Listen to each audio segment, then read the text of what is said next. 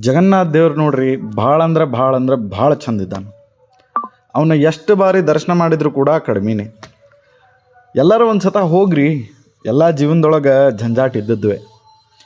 ಈ ಜಂಜಾಟನೆಲ್ಲ ಬದಿಗೊತ್ತಿ ಒಂದು ಸತ ಹೋಗ್ರಿ, ತೀರ್ಥಯಾತ್ರೆಯನ್ನು ಮಾಡಿರಿ, ದರ್ಶನವನ್ನು ಮಾಡಿರಿ, ಆ ಸ್ವಾಮಿಯ ಮೇಲೆ ಭಾರ ಹಾಕಿ ಜೀವನವನ್ನು ನಡೆಸ್ರಿ.